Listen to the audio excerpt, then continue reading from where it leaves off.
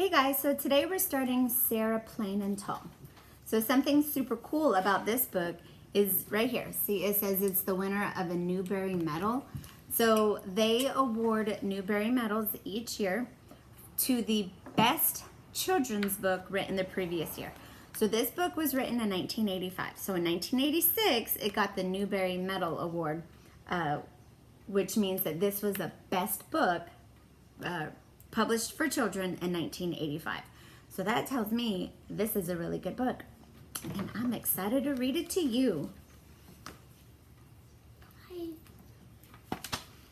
Okay, so chapter 1. Did Mama sing every day? Asked Caleb. Every single day. He sat close to the fire, his chin in his hand. It was dusk, and the dogs lay beside him on the warm hearthstones. Every single day, I told him, for the second time this week, for the 20th time this month, the 100th time this year, and in the past few years. And did Papa sing too? Yes, Papa sang too. Don't get so close, Caleb, or you'll heat up. He pushed his chair back. It made a hollow scraping sound on the hearthstones, and the dog stirred. Lottie, small and black, wagged her tail and lifted her head. Nick slept on. I turned the bread dough over and over on the marble slab on the kitchen table. Well, Papa doesn't sing anymore, said Caleb very softly. A log broke apart and crackled in the fireplace. He looked up at me. What did I look like when I was born? You didn't have any clothes on, I told him. I know that, he said. You looked like this. I held up the bread dough up in a round, pale ball. I had hair, Caleb said seriously. Not enough to talk about, I said. And she named me Caleb, he went on, filling in the old familiar story. I would have named you Troublesome, I said, making Caleb smile. And Mama handed me to you in the yellow blanket and said, he waited for me to finish the story, and said, I sighed.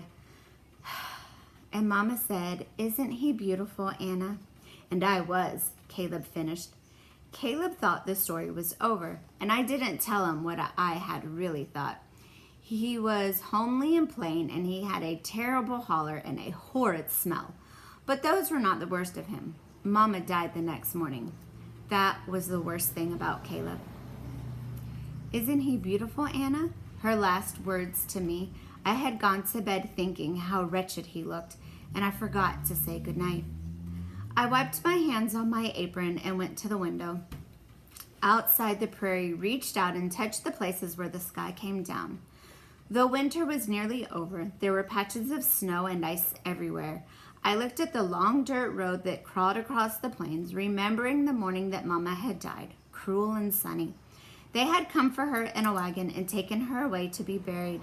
And then the cousins and aunts and uncles had come and tried to fill up the house, but they couldn't. Slowly, one by one, they left.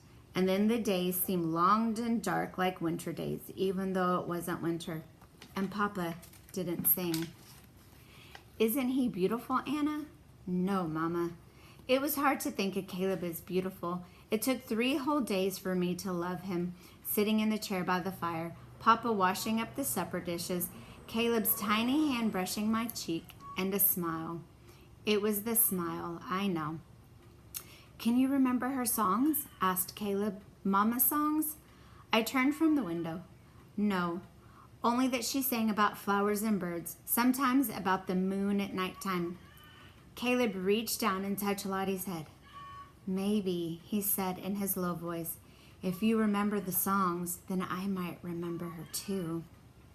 My eyes widened and tears came out. Then the door opened and wind blew in with Papa, and I went to stir the stew. Papa put his arms around me and put his nose in my hair. Nice soapy smell, that stew, he said. Whew, that's an alliteration. I laughed. That's my hair. Caleb came over and threw his arms around Papa's neck and hung down as Papa swung him back and forth, and the dog sat up. Cold in town, said Papa, and Jack was feisty. Jack was Papa's horse that he'd raised from a colt. Rascal, murmured Papa, smiling, because no matter what Jack did, Papa loved him. I spooned up the stew and lighted the oil lamp, and we ate with the dogs crowding under the table, hoping for spills or handouts. Papa might not have told us about Sarah that night if Caleb hadn't asked him the question.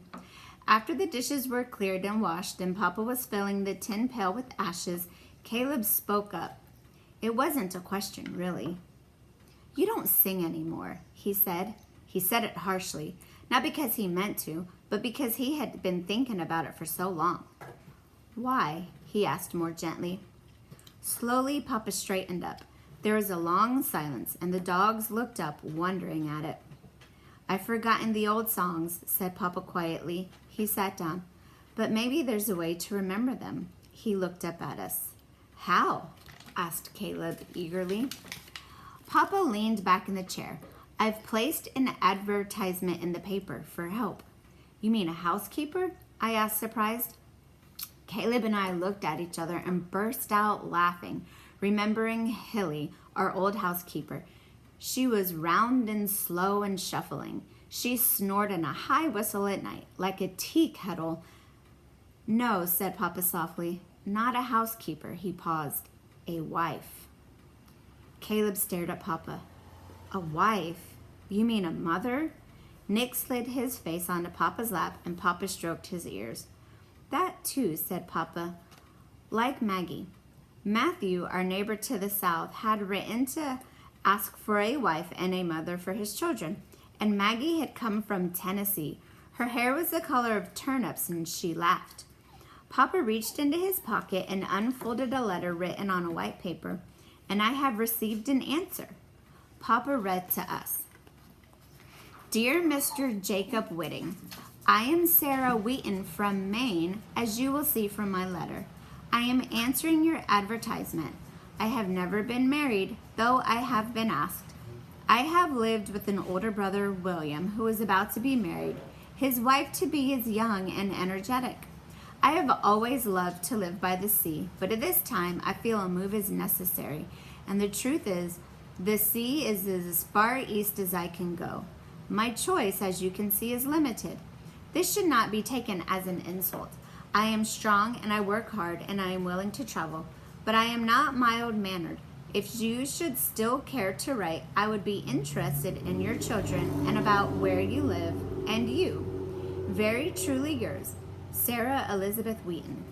P.S. Do you have opinions on cats? I have one." No one spoke when Papa finished the letter. He kept looking at it in his hands, reading it over to himself. Finally, I turned my head a bit to sneak a look at Caleb. He was smiling. I smiled too. "One thing," I said in the quiet of the room. "What's that?" asked Papa, looking up. I put my arm around Caleb. "Ask her if she sings," I said.